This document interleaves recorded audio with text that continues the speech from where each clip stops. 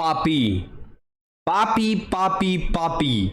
जिधर देखो आजकल पापी ही पापी नजर आ रहे हैं। धर्म का तो जैसे नाश ही होता जा रहा है।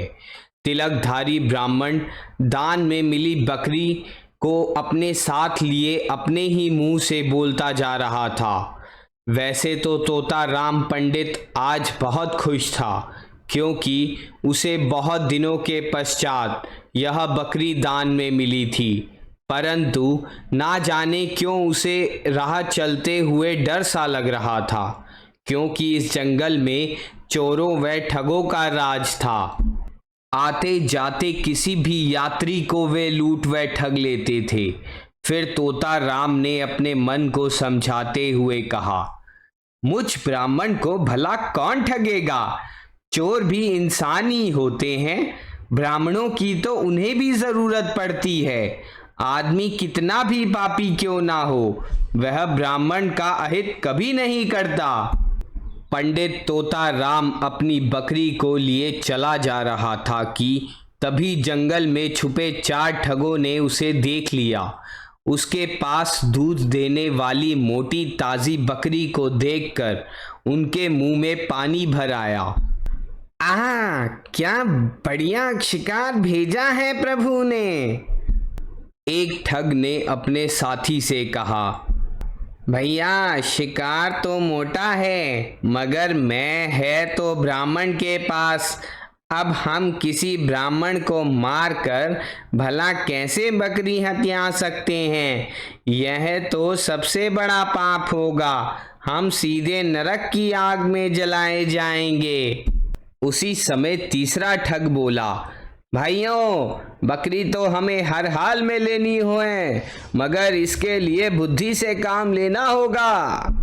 तो फिर क्या करना चाहिए हमें? ठगों का सरदार बहुत तेज बुद्धि का था। उसने झट से कहा, देखो भाइयों, मैंने रास्ता तो निकाल लिया है। क्या? जरा जल्दी से बताओ सरदार। फिर ठगों के सरदार ने बारी बारी से उन तीनों के कान में जो कहा, उसे सुनकर सब के सब ठग खुशी से झूम उठे। योजना अनुसार 2 ठग एक स्थान पर जाकर खड़े हो गए और बाकी के 2 आगे चले गए।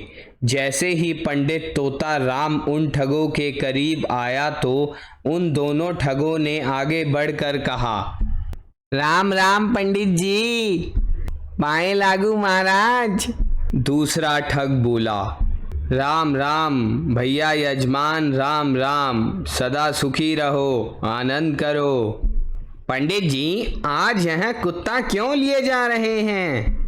ओ मूर्ख इंसान, यह कुत्ता नहीं बकरी है, जो गांव के प्रधान ने मुझे दान दी है। पंडित जी, असल में आपके साथ धोखा हुआ है। कैसा धोखा? यही कि आपको बकरी के स्थान पर कुत्ता दान में दे दिया गया है। क्या यह कुत्ता है? तोता राम सोच में पड़ गया। वह कभी बकरी की ओर देखता तो कभी उन दोनों आदमियों की ओर देखने लगता। किसी ने ठीक ही कहा है कि संदेह के घेरे में फंसकर आदमी अपनी अक्ल से हाथ धो बैठता है।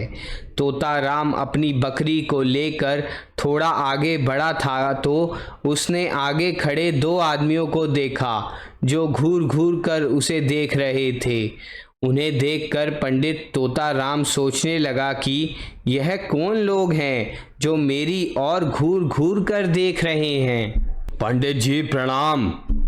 उनमें से एक ने कहा, प्रणाम भैया, कहो कैसे हो? सब ठीक है पंडित जी, लेकिन आज आप यह क्या लिए जा रहे हैं? भैया बकरी है, दान में मिली है। पंडित जी, यह बकरी नहीं कुत्ता है। यह तुम क्या कह रहे हो? बकरी को कुत्ता बताते हुए तुम्हें शर्म नहीं आती? शर्म तो उस आदमी को आनी चाहिए जिसने आपके साथ धोखा किया है। गरीब ब्राह्मण को सीधा साधा जानकर उसे बकरी के स्थान पर कुत्ता ही दान में दे डाला। राम राम, कैसा घोर कलयुग आ गया है। लोग ब्राह्मणों के साथ भी धोखा करने लगे हैं। भैया यह तो बकरी है, बकरी। पंडित बेचारा जोर से चिल्लाया। पंडित जी, आपके चिल्लाने से कुत्ता बकरी तो ना बन नहीं सकता, फिर हमें आपसे और आपके इस दान से क्या लेना देना है? हम तो सत्य बोलते हैं। पंडित तोताराम समझ गया कि उसके साथ धोखा ही हुआ है। उसने क्रोध में आकर बकरी को जंगल में ही छोड़ दिया और मुखिया को कोसता हुआ अपने घर को चल दिया। इस प्रकार ठगों ने अपनी चालाकी से पंडित से बकरी हथिया ली। इस कहानी से हमें यह शिक्षा मिलती है कि किसी भी राह चलते आदमी की बातों में आकर अपनी बुद्धि को भ्रमित मत होने दो, अपने आप पर विश्वास रखो।